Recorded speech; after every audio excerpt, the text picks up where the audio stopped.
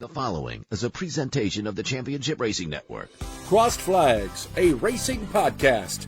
It's your midweek fix for racing news and information. Brought to you by the Championship Racing Network. Now let's head trackside to join your hosts, Steve West and Matt Nicholson. Welcome into the latest edition of Crossed Flags. I am Steve West, and yeah, I'm sitting here all by myself right now, but you know what? Let me show you this guy right over here. Welcome back, one Matt Nicholson, to the Crossed Flags podcast here. We were talking about him last week. If you caught the show last week, if you didn't, shame on you. Go back and check it out. But we were talking about your health situation last week a little bit. Yep. Letting everybody know that he was getting ready to be radiated and start doing his best imitation of Chernobyl.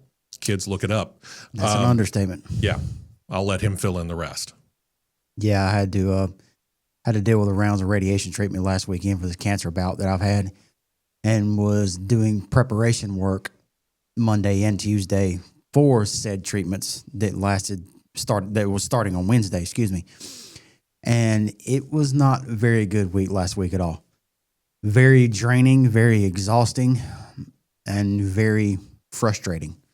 Let's say that. But as of right now, we will see tomorrow where things stand. I have to go back here to a local hospital in Birmingham to have PET scans done. And that will tell the tale if we either get to ring the bell or if we've got to play Chernobyl again. That's going to tell the tale. So there's the update as we record this on the Tuesday of this week. And hopefully everything will be going well. Keep him in your thoughts and prayers for Wednesday of this week. There's some things that we could talk about this week. We could talk about the Denny Hamlin, Ross Chastain thing, which I think personally is being blown out of proportion. I think mainly everybody's sitting on pins and needles because of what happened last year with everybody worried about manipulating the end of the race and everything. I personally think the whole thing's overblown, so we're not even really going to mess with it, truth be told. What we are going to mess with is the latest, and I've got a whole bunch of quotes on this. From the NASCAR versus 2311 and Front Row Motorsports lawsuit. I can't wait for this thing to be over, just to be real honest with you. We were talking about it on the big show not that long ago. Might have been Saturday. In fact, it was. that we just want this thing to be done. Get it done with. These are two kids fighting over a ball on the playground. Is what this is. And what we need is the adults to stand up and go, work this out. Yep. That's exactly what it is. You never know. Maybe somebody might have seen the light in this. I'm hoping, because there was a motion filed yesterday. And again, we're doing this on a Tuesday of this week. So yesterday, as we record this, NASCAR filed a motion that said, hey, we've gone through mediation based upon what you said before. We went through a guy who used to work for the National Basketball Association. Now he's a professional intermediary for these sort of things. And that's great and all, but he's not really seeming to do anything. So they petitioned the judge in this case in Western North Carolina court to actually put a judge over a mediation. Here's the quote. Filing reads in part, quote, accordingly, NASCAR believes that the parties would benefit from a facilitated settlement discussion with a distinguished member of the bench who could provide unique insight into a jury trial in a complex matter such as this one in front of a jury in this district. Recognizing the value of a judicial settlement conference, this court has previously indicated a willingness to offer a judicial settlement conference at a similar stage in the proceedings after efforts with a private mediator and following the close of discovery and filing of summary judgment motions. Now, there's a lot of legalese in there, but they're basically conceding we think that there's a whole lot of benefit to actually settling this thing out of court. So why don't we try and figure out a way to do it? Which, by God, please, let's figure out a way to do it. Here's the sad part about it. Jeffrey Kessler, he's the attorney for 2311 and Front Row Motorsports. Mm-hmm. This is a guy who is a well-known antitrust lawyer in the sports world. He has won big cases against some pretty big leagues like Major League Baseball. He said that he feels like going from one mediator to another, be it a judge or whoever it might be, makes things, quote, less likely, not more likely to lead to a resolution. So now all of a sudden we've got the teams basically going out there and stating, yeah, we want our day in court. It sounds like to me, well, first off, through this entire process, this is the first I've heard of them wanting to settle. This is the first I've heard of that. NASCAR, yeah. NASCAR, yeah.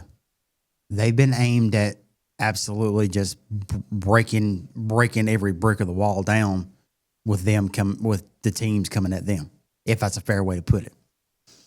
But now you hear the word, we think a settlement would work. This is the legitimate question that could be raised and could be had. What does the teams and Jeffrey Kessler have that they are about to throw to the public knowledge that NASCAR is like, whoa, whoa, whoa, whoa, whoa, whoa, whoa, whoa, whoa, whoa, whoa. Mm-hmm. You know, you think of that. You think you see that little the GIF on social media, especially on X and Twitter, where you have Andre the Giant going, hey, hey, hey, hey, hey, hey, hey, hey, like that. Right. That's what I'm envisioning, them going like, hey, wait a minute here. So what all of a sudden spurned this up? Was it because of you basically had people like Joe Gibbs saying, y'all need to settle it because I don't want to be any part of it because he has a tie to the Toyota branch of it. I don't want to be a part of anything. Leave me out of it. But I said this Saturday on the Big Show, by all of these declarations that you've seen come out from a majority of these car owners and team owners, to where they all sounded, in a way, verbiage different, but sounded all scripted. Read them and you'll see what I'm talking about. They're like, everybody's basically saying the same thing. So it's a legitimate question. Now that settlement's being put out there, we could benefit from a settlement. It may benefit everything. It makes me wonder, which card are they about to throw on the table that could possibly go, I'm pushing every one of my chips all in. Yeah, what's the trump card in this particular situation that the teams have? And the funny thing is that Michael Jordan, that Michael Jordan, in case you haven't really been following racing, it's that Michael Jordan, primary owner of 2311. Denny Hamlin has a stake in it, but from everything that we can read, the majority stakeholder is Michael Jordan. Yep. Michael Jordan recently said this, quote, "We've always been open to a settlement, always have been. We've never taken that off the table." Smokescreen? Because that's kind of what it seems like when you stop and think about what their lawyer just said, that effectively we don't see what this motion is going to do to benefit moving this case forward. In fact, it makes it somewhat less likely that we might actually come to terms before we got to trial, which, by the way, is supposed to start again in a little over a month and a half. December 1st is the date that the court trial is supposed to start. I think Denny Hamlin wants it to go there, to where every single thing that they have, whatever it may be, can get put on the table and exposed. Because I don't think you go hire someone the likes of Jeffrey Kessler, that, like Izzy said earlier, is very, very high profile in these style of cases. I don't think you go hire him to handle your side of it unless you don't think that you have something that is of legitimate nature to show what you're trying to prove here. So, what is it? Yeah. It's going to be real interesting to finally get to the conclusion of this. And ultimately, that's what we're really hoping for. That's what we want to see. I know that the vast majority of the fans of NASCAR want to see it. We just want to see this thing come to a conclusion, however it may be. Personally, I think Denny Hamlin's good for the sport. You need a guy with the black hat who's very willing to wear that black hat, willing to take on the bad guy role, if you will. And Denny Hamlin seems to have fully embraced that, having taken it away from Kyle Busch. Michael Jordan certainly is no shrinking violet. He's not going to shy away from any of this stuff. The funny thing is Bob Jenkins does kind of seem to be the odd man out because he's never been that kind of guy who seems to want to stir the pot that much. So his role as the owner of Front Row Motorsports is a little curious to me. But no, this seems very much in line with what Michael Jordan and Denny Hamlin are really kind of into. And if they don't like what's in a contract, let's face it, Michael Jordan has a lot of pull. He's done a lot of contracts. He knows about that sort of stuff. If there's something in there he doesn't like, he's not going to sign it, and he's going to make a whole lot of noise about it. I am curious, though. In the end, who was it that looked at that deal, that charter pact, and said, nope, not going to do it, and convinced the other? Because I find it hard to believe that both Michael Jordan and Denny Hamlin read that and together looked at each other and went, nope, we're not going to sign it. One had to say no and convince the other to do it. Personally, I think it was more probably Curtis Polk, Jordan's right-hand businessman. They probably saw that, pointed it out to Denny and Michael. Whatever he pointed out that he didn't like. I don't know that. I'm not inside Curtis Polk's mind, and I'm not there with Curtis Polk to know what it was. And then it was probably brought to the attention of some of the teams, and then Bob Jenkins went, I agree with that. I don't like that either. But then you got your Hendricks, Gibbs, Penske, Childress, etc. They're like, we need to sign and get it over with to where we can keep on doing business. But to the keyboard warriors, let's call them that, it's benefited the teams. It's benefited this and that and so forth, whatever it may be. I can tell you one thing that it hasn't benefited.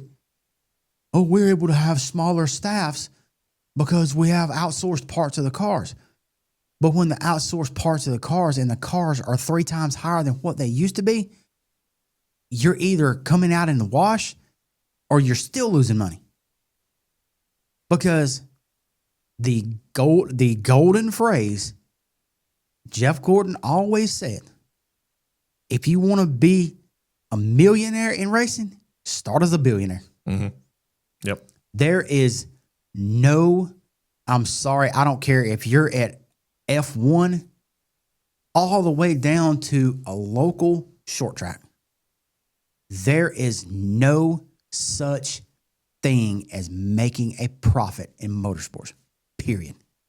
Yeah. I've been there. It's unfortunate, but it's true. The Jeff Gordon quote is just kind of a basic riff off of one of the other old sayings that if you want to make a small fortune in racing, you start off with a big fortune. Same thing. There's no such, there's nothing stock about a stock car. You've heard that. Well, they're trying to make it that way, but I think they're trying to do it in the wrong way, in the fact that they're mandating these single source parts. Well, if you're the only one making it, you have the market all to yourself. When you have a car that has what's called a stock clip, front clip, or stock parts on the car, then you can call it a stock car. Yeah. There is not one single stock manufactured part on that car outside of a component within the engines. That's it. But to continue on, if you're the only one making that part, effectively you can charge as much as you want for it. Because NASCAR can't tell me, in other words, if I'm NASCAR and I go to Matt and I say, hey, Matt, I need you to make this part for me. And then I tell him, oh, by the way, you're the only one making part B, whatever that B is. He now can tell me exactly what it is that he's going to charge me for that part, which means that's what the teams have to pay. There's no competition in there, which means that I can't put producer Molly up against him. So he's got part B. She's got part B as well. Now I've got them fighting against each other for who can make it for less. But if you've only got, let's use, I'm trying to think of something that could be a good comparison. Okay. Let's go with the transaxle unit. Gentrack is the only provider of it. You have to run one style of that the transaxle unit. rear end gear, transmission, everything all together. Okay. If they're the only one that does it, guess what? If they want to charge $30,000 for a rear end housing or a transactional unit, they can charge $30,000. When back probably 10, 12 years ago, maybe, you could build a chassis that is frame rails, floor pan, all the way up to the cockpit halo. From the front chrome, from the front nose horn of the front clip, all the way back to the back bumper brace for $30,000. Nothing's cheap about racing. Of that, there's no doubt. And we haven't seen the charter agreement. We haven't read the charter agreement, much less seen it. Personally, I don't care to read it. No. There's probably a whole bunch of legal gobbledygook in there, which prompted them, all those teams that he was talking about, other than 2311 and Front Row, to look at it and go, you know what? They've given us a deadline. Let's just sign it and be done with it. And except for those two teams, 2311 and Front Row, they just all decided to wash their hands of it and let's just go back to racing and pray everything's going to be okay. Well, 2311 and Front Row were, be it for good or for bad, they were the ones that decided to stir this pot. Now we have to figure out whether or not we can get this pot to settle back down and we can get it to boil. And what I mean by that is to stop getting all of this negative publicity related to this lawsuit situation. And we can get back to the business of racing and have everybody, NASCAR, all of the teams, I don't care whether you're an open team or a chartered team, start to figure out what it is that has everybody so upset about the situation that I was here talking about last week, that we have mentioned, in the fact that, yes, NASCAR is still the third most popular sport in the United States based upon television ratings. It's still doing quite well when it comes to people in attendance at the tracks, but we're not seeing those sellouts that we used to see. We're not seeing those numbers that used to be well far and above what Major League Baseball, the NBA, the NHL, and all those other sports were. They're beating them, but they're not beating them by as much as they used to. And again, go back till Sunday afternoon, evening at the Roval and look, because you got plenty of cars that can show you the pictures of the grandstand.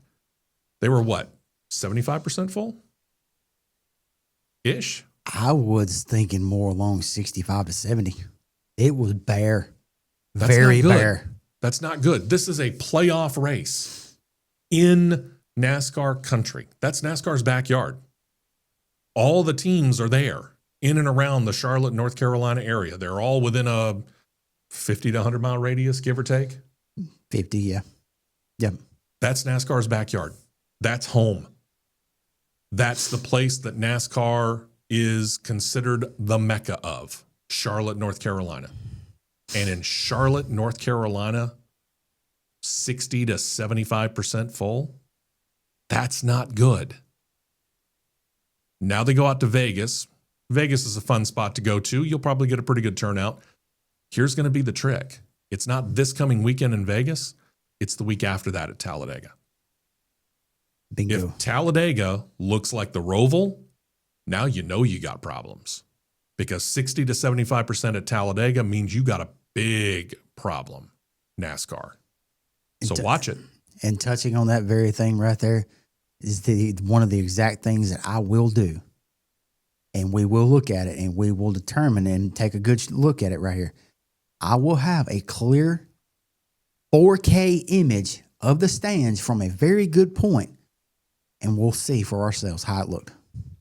We're going to find out real quick about the health of NASCAR come Talladega weekend. Both of us. So be prepared. We'll have pictures too. We'll show them right here. Producer Molly will put them up here on the board. So we'll show them to you when they come. So be ready for that. That's coming up in a week and a half. Obviously, Matt and I are going to be out there. Producer Molly says she might be out there too. We can actually kind of give her, the baptism by fire, so to speak. Because the truth of, and the reason we're holding Talladega as the bellwether, if you've never been to Talladega and spent the weekend there, Okay. I'm going to put it that way. From Friday night with the big one on the boulevard to all the activity on the track on Saturday, and then the Saturday night concert, and then all of the pre-race activities that goes on Sunday morning through the race, which is generally very exciting because we're expecting to see three wide in a heartbeat. And over the last 2 races that I can remember specifically, we had long stretches of multiple laps where we saw 4 wide. Yep. You don't get a whole lot better than that. That's real close, tight quarters, very, very edge of your seat kind of racing. That's what Talladega brings. That's why the crowds come from all 50 states and from as many as 25 to 30 other countries. Because we talked to track president Brian Crichton about that almost every race weekend leading up to it. And he knows better than we do about the sales and where they're coming from. Talladega is a destination spot. People come there because they've been coming there for years. It is a place where they hold reunions for friends that they've not seen since the last race or since a year ago. Mm-hmm. People love coming there because it's not just the race. This is Grant Lynch, the late, great Grant Lynch's statement. This is more than a race. This is Talladega. It's a destination spot. But if those grandstands are like they were at the Roval, now we know NASCAR's got a problem. And they need to fix it. And this lawsuit ain't helping. It's not helping. So she gets her grand tour of Talladega. You think of fair trade to Lincoln, Nebraska to Memorial is a fair trade? I like your thinking. That work. Molly, you're up. All right. We got the big show coming up on Saturday. Make sure you join us. Going to be a little earlier this weekend because our flagship station that we're on out there in Anniston is an Alabama affiliate, and they've got an early kick. Thanks, Alabama. Yeah. So it's going to be a shortened version of the big show starting at 8 a.m. Eastern, 7 a.m. Central Time. Join us then, please, won't you, on our CRN Live on YouTube page. And we'll talk to you on Saturday morning, and we'll be back next week with another edition of Crossed Flags, and we hope that he's going to be here for that as well. Y'all take care, and we'll talk to you on Saturday.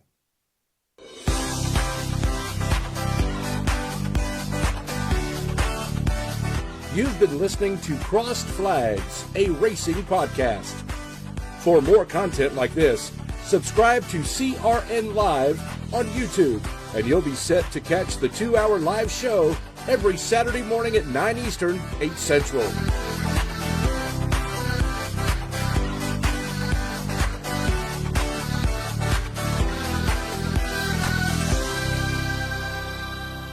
This has been a presentation of the Championship Racing Network.